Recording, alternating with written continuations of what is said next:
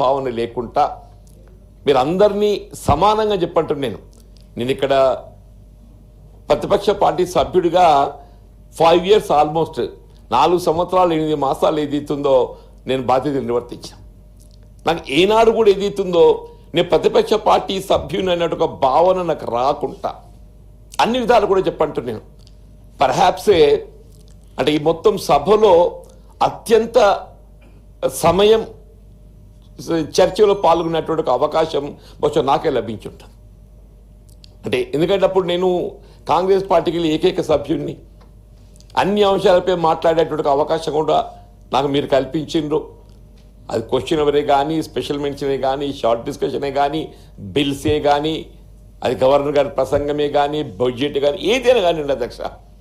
I'm really very fortunate. మీలాంటి వారు ఆ స్థానంలో ఉండడంతో ఏదైతుందో మాలాంటి వాళ్ళకి ఏదైతుందో నాటు సీనియర్ సభ్యునైనా కానీ ఈనాడు కూడా నాకు నేను ప్రతిపక్షం అనేటు ఒక భావన రాకుండా నాకు ప్రొజెక్షన్ కల్పించడం జరిగింది. నేను నిజంగా మీకు హృదయపూర్వకంగా నేను ధన్యవాదాలు చెప్తున్నాను అధ్యక్ష.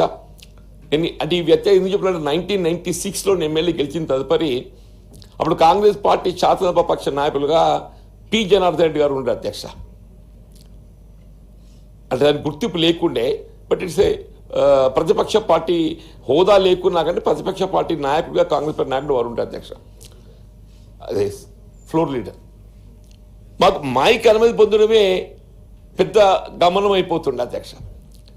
మేము మాట్లాడుతుంటే స్పీకర్ గారిని చైర్ని చూసి మాట్లాడాలి. అక్కడ పరిస్థితి ఎట్టుంటుండే అంటే మేము చైర్ని చూసి మాట్లాడడం కాదు, ఇక్కడ కింద మైక్ని చూసుకుని మాట్లాడుకునే పరిస్థితి ఉంటుండే అధ్యక్ష. ఈ మైక్ ఉందా పోయిందా అంటే మేము మాట్లాడేది సభలో రికార్డు పోవాలంటే ముందు మైక్ ఉండాలి. ఈ మైక్ ఉందా పోయిందా అని ఇక్కడ చూసుకుంటూ మాట్లాడే పరిస్థితి ఉంటుండే అధ్యక్ష అని చెప్పంట.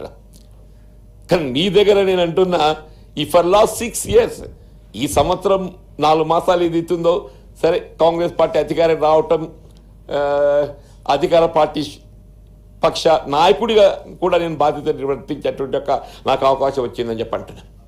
ఇప్పుడు శాసనసభ్యుడికి ఏది ఇస్తుందో ప్రజాక్షేత్రం లోపల direct accountability to the people ఉంటుంది. Direct accountability to the people, ప్రజలకు జవాబుదారీతనం ఏదైతుందో ప్రత్యక్షంగా శాసనసభ్యుడికి ఉంటుంది. అది అత్యంత బాధ్యతాయుతమైనటువంటి ఒక హోదా అని చెప్పక తప్పదట. శాసన మండలి ఏదైతుందో ఇక్కడ స్థానిక సంస్థలకి గెలిచేటువంటి సభ్యులు ఉన్నారు, టీచర్సే ప్రాతినిధ్యం వహించేటువంటి సభ్యులు ఉన్నారు. నాకు గ్రాడ్యుయేట్ కౌన్సిల్సీ నేను 2019 ఎన్నికల్లో ఆశించిన పెద్ద పొందలేకపోయిన తదుపరి సరే వాటుడు ఏం చేయాలి ఏంటి అని ఆలోచన తరుణం లోపల అప్పుడు మిత్రులు దామోదర్ రాజనరసింహ గారు కూడా వారు కూడా ఆశించిన పెద్ద పొందలేదు. అందరం కూడా ఏదైతుందో ఎన్నికలు పోటీ చేసిన తదుపరి వాటుడు అంటే ఉత్తర తెలంగాణ మొత్తం ఏదైతుందో టీఆర్ఎస్ స్వీప్ చేసింది. కేవలం ఆదిలాబాద్లో ఏదైతుందో విఠల్ రెడ్డి గారు ఒకరు గెలిచిండు ఫస్ట్ టర్మ్ 14లో, 19కి వచ్చే వరకు అది కూడా లేకుండా అయిపోయింది అధ్యక్ష. కరీంనగర్కి వెళ్ళి ఏదైతుందో ఉమ్మడి కరీంనగర్ జిల్లాలో శ్రీధరబాబు గారు గెలిచిండ్రు. వీరు మెదక్ జిల్లాకి వెళ్ళి జగ్గారెడ్డి గారు గెలిచిండ్రు. నిజామాబాద్కి వెళ్తే ఎవరు లేకుండా మేము ఇందులో ఉండే 42 మంది పోటీ చేసే అభ్యర్థులు అందరం కూడా అందరి యొక్క సలహా వారి యొక్క ఆలోచన తీసుకొని మరి నేను పోటీ చేద్దాం అనుకుంటున్నాను. ఎట్లుంటుందని ఏంటంటే సరే ఏదైనా ఇది మాత్రం ఒక కొంత ఆలోచనతో ధైర్యంతో చేయాల్సింది. నీలాంటి వాడు ముందుకు వస్తుందంటే మేమందరం కూడా స్వాగతిస్తాం, అందరం కూడా నీతో ఉంటాం. We all will stand with you. And ఒక విధంగా నేను అదృష్టవంతులు అధ్యక్ష. నేను కాంగ్రెస్ పార్టీకి ప్రాతినిధ్యం వహించే విధంగా నాకు పోటీ చేసే అవకాశం వచ్చినప్పటికీ రాజకీయాలకు అతీతంగా అన్ని రాజకీయ పక్షాలు ముఖ్యంగా నాన్ పొలిటికల్ పెద్దలు కోదండరామ్ గారు వారి దగ్గర కూడా పోయి కలిసి వచ్చాను నేను కోదండరామ్ గారి దగ్గర కూడా. ఎందుకంటే వారు తెలంగాణ ఉద్యమ నాయకుడిగా సారథితో వారికి ఉండేటువంటి ఒక అనుభవం, వారి యొక్క బ్లెస్సింగ్స్ కావాలని చెప్పిన కూడా వారి దగ్గర పోయి కలవడం జరిగింది అధ్యక్ష చెప్పండి. అందరూ కూడా నాకు మద్దతు తెలపడం, నాకు గెలిచి వచ్చి మరి నిజంగా కూడా లాస్ట్ ఈ శాసన మండలి అనుభవం నా జీవితంలో అత్యంత నాకు తృప్తినిచ్చింది ఈ లాస్ట్ 6 years అని చెప్పండి అధ్యక్ష. అత్యంత తృప్తినిచ్చింది. Most satisfied political career life is a MLC పదవి అని చెప్పండి అధ్యక్ష. ఈ బాధ్యత అని చెప్పంట. అందులో గడిచిన ప్రతిపక్ష పార్టీ సభ్యుడు ఏదైతే 4 సంవత్సరాల 8 మాసాల కాలం నేను బాధ్యత, దట్ ఈస్ మోర్ సాటిస్ఫైడ్. ఇప్పుడు అధికార పార్టీ సభ్యుడిగా ఇది పెద్ద sir, of course I did my job. కానీ అక్కడ ఏదైతుందో ఏకైక సభ్యుడిగా ఉండి వీళ్ళ కాంగ్రెస్ పార్టీ యొక్క ఆలోచన విధానానికి అనుగుణంగా వీళ్ళ టీఆర్ఎస్ పార్టీ, బీఆర్ఎస్ పార్టీ మరి యొక్క ప్రభుత్వాన్ని అన్ని అన్ని అన్ని రంగాలలో కూడా వారి యొక్క వైఫల్యాలే కానీ ప్రజలు ఎదుర్కొనే సమస్యలే కానీ దృష్టి తీసుకుపోవటం. అంటే వాస్తవంగా నేను ఎన్నికైందేమో పట్టభద్రులకి వెళ్ళి అధ్యక్ష, కానీ నాకు ఒక రైతు బిడ్డగా రైతు సమస్యలపై నాకు ఎక్కువ ఆసక్తికరం చర్చించడం. మీకు కూడా తెలుసు, మీరు కూడా గమనిస్తున్నారు అధ్యక్ష. ఇలా రైతు సమస్యలే కానీ, రైతు కూలీలే కానీ, వీళ్ళ యువకులు, విద్యార్థులు, నిరుద్యోగ యువత, పట్టభద్రులు, ఉద్యోగస్తులు, ఉపాధ్యాయులు, ముఖ్యంగా బలహీన వర్గాలు, దళితులు అని చెప్పండి. సమాజంలో అత్యంత నిరుపేద వర్గం ఎవరు అని చెప్పంటే దళితులు, మా గిరిజన బిడ్డలు, బలహీన వర్గాలు చెప్పక తప్పదంటే. ఆనాడు ఏదైతుందో ఎస్టీ రిజర్వేషన్ సంబంధించి జనాభా ప్రాతిపదికన రిజర్వేషన్ సౌకర్యం కల్పించాలని చెప్పని రాజ్యాంగంలో నిర్దేశించబడినప్పటికీ కూడా మన వద్ద ఏదైతుందో ఇక్కడ 10% జనాభా కలిగి 6% మాత్రమే మనం రిజర్వేషన్ పొందేటువంటి ఒక పరిస్థితి ఉండే. మా సోదరి సత్యవతి రాథోడ్ గారు అప్పుడు సంబంధిత శాఖ మంత్రిని, నేను ఎప్పుడు ఈ అంశాన్ని నేను లేవనెత్తుతుండే అని చెప్పంటున్నాం. కేంద్రంలో ఏదైతుందో 7.5% ఉంది. ఇప్పుడు స్టిల్ సెంట్రల్లో 7.5% ఉంది. మన జనాభా ప్రాతిపదికన దీన్ని మనం కేంద్రానికి సంబంధం లేకుండా, ఆ ఇందిరా సోహాని కేసుకు సంబంధం లేకుండా అమలు చేసుకోవచ్చు అని చెప్పని నేను ఉదాహరణ కూడా వారికి చెప్పడం జరిగింది అధ్యక్ష. ఐఎమ్ రియలీ నిజంగా వల్ల గిరిజనులకు రిజర్వేషన్ సౌకర్యం 6-10% ప్రభుత్వం, ఆనాడు బీఆర్ఎస్ ప్రభుత్వం నిర్ణయం తీసుకోవటం లోపల నేను కూడా కొత్త అంటే సలహా సూచన లోపల నాకు అవకాశం రావటము వచ్చినందుకు ఏదైతుందో నేను తృప్తి ఉందని చెప్పంటున్నా.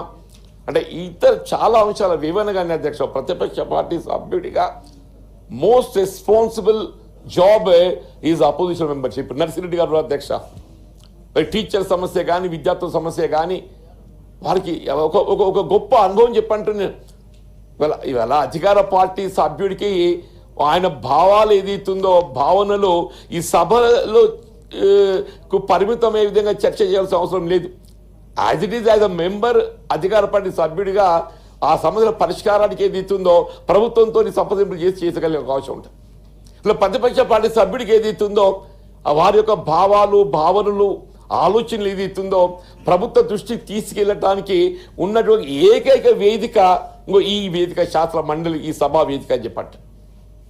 సరే, ఇవాళ మాకు ఈ పదవి కాలం రేపు 29th ముగుస్తుంది అధ్యక్ష. ఇవాళ today is the last working day for this session. ఇవాళ భవిష్యత్తు ప్రజాసేవకి ఏదైతుందో చట్టసభకి ఎంపీ కావటం అనేది ఒక విధంగా అదృష్టం అధ్యక్ష. చట్టసభకు ఎంపికై సభ్యుడిగా మనం ప్రజలకు సేవ చేయటానికి మనకి ఒక special privileges we will have. కొన్ని హక్కులు కలిగి ఉంటాం, మనం కొన్ని బాధ్యతలు కలిగి ఉంటాం. వీళ్ళు ఒక చట్టసభ సభ్యుడిగా పదవీ కాలం ముగిసినా కానీ వీళ్ళ ప్రజాసేవకు ఇదే చివరి అని చెప్పి నేను భావించాను అధ్యక్ష. నేను ఎప్పుడు చెప్తుంటా, నేను as an MLC my term ముగుస్తుండొచ్చు కాక, కానీ ప్రజాసేవకు సంబంధించి నేను మాత్రం జీవితకాలం ప్రజాక్షేత్రంలో ఉంటా, ప్రజాసేవలో నేను కొనసాగుతా అని చెప్పని నేను ఎప్పుడు చెప్తున్నా అధ్యక్ష చెప్పండి. Well on the floor of the house I say, ఇవాళ నేను ఏదైతుందో ఈ జీవితాన్ని రావటం నాకు అదృష్టం భావిస్తున్నా. నేను ఇంత చిన్న వయసులో వీళ్ళ ప్రగతిశీల భావాలతోని, వామపక్ష భావాలతోని, వీళ్ళ జగిత్యాలంటేనే నక్సల్ ఉద్యమానికి ప్రత్యేక అందరికి తెలిసింది అధ్యక్ష. అటువంటి ఒక క్షేత్రం నుండి వచ్చిన అధ్యక్ష నేను. ఆనాడు ఏదైతే నా న్యాయవాద వృత్తి నాకు తోడ్పడ్డదని చెప్పంటున్నాను. దాన్ని ఆసరా చేసుకొని వాళ్ళు ఇక్కడి దాకా వచ్చిన అధ్యక్ష చెప్పంట. ఇలా భవిష్యత్తులో ఏదైనా కానీ నా ఈ పదవి, ఈ శాసన మండలి టెన్యూర్ లోపల మీరు మాకు అందించిన సహకారానికి నేను మాత్రం మీకు ధన్యవాదాలు చెప్తున్నా. I'm really thankful to you sir, I'm really thankful to you. ఇలా శాసనసభ సభాపతి అంటే, చైర్మన్ అంటే ఈ హోదా ఇట్లుండాలి. సభ ఆ పక్షం ఈ పక్షం అని కాదు, ఏ పక్షం అయినా కానీ సభ గౌరవం నిలబెట్టాలి, సభ్యుల గౌరవాన్ని కాపాడాలి. సభ్యులు ఎవరే కానీ ఇవాళ మాట్లాడే అవకాశం కల్పించడం, వారి యొక్క భావాలు వ్యక్తం చేసే అవకాశం కల్పించడము మరి షేర్గా వారు బాధ్యులు అనే విధంగా ఏదైతుందో మీరు మీ బాధ్యత నిర్వర్తించి ఈ సభ గౌరవాన్ని కాపాడి మా యొక్క హక్కులను కాపాడి మరి మాకు ఇవాళ మా యొక్క భావాలను సమాజానికి తెలియజేసే విధంగా అవకాశం కల్పించి అందుకు మీకు హృదయపూర్వకంగా ధన్యవాదాలు చెప్తూ థ్యాంక్ యూ వెరీ మచ్.